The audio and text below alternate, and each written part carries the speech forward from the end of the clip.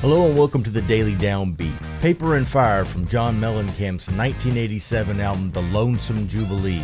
At this point in time, he was still known as John Cougar Mellencamp, and I got a little history with John Cougar. So my kids and I trek up to Seymour, Indiana once a year to go to a church camp there, and I began to learn quite a bit more about John Cougar Mellencamp, John Mellencamp at this point, because he was born and raised in that same town. And actually he attended Vincennes University in Vincennes, Indiana, and a good portion of the people that we meet and go to camp with are from Vincennes.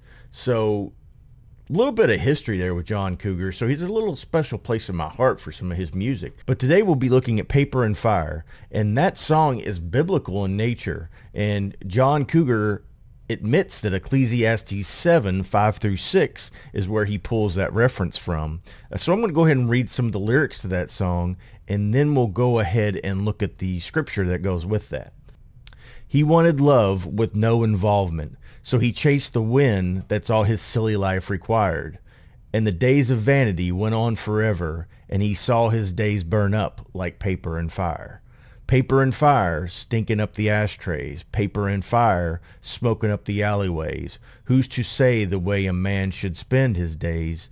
Do you let them smolder like paper and fire?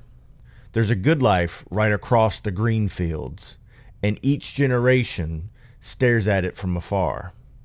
But we keep no check on our appetites, so the green fields turn brown like paper and fire.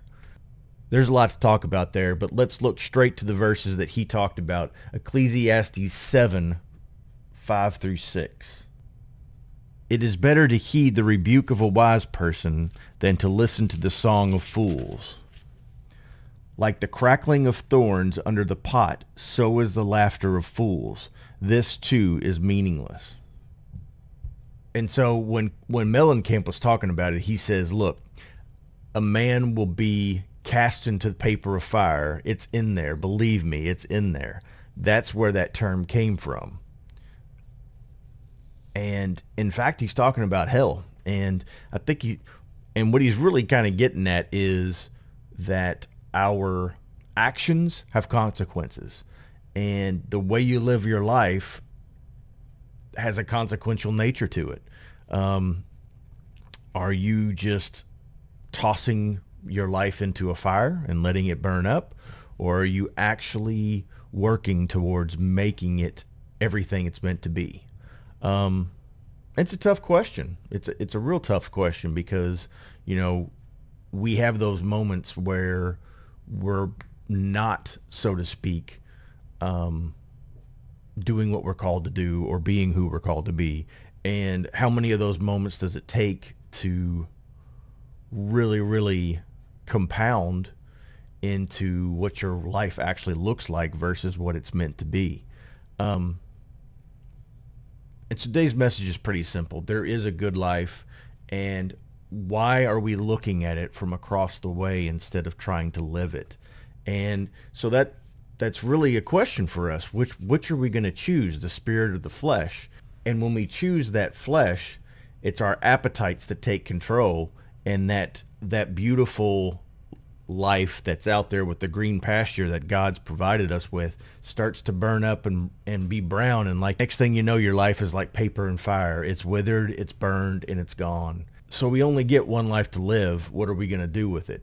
And that's really today's message, and something to think about as you're spending your holiday weekend. And we want to wish everybody a great holiday, and we're glad to be back on the Daily Downbeat. We're ready to be here again. If you're following us, go ahead and click that subscribe button, click that like button, leave us some comments. We'd love to talk. Let's get this conversation going.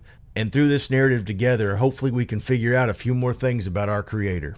So that's it for today. You can take this to the bank. We'll catch you tomorrow. Thanks for watching.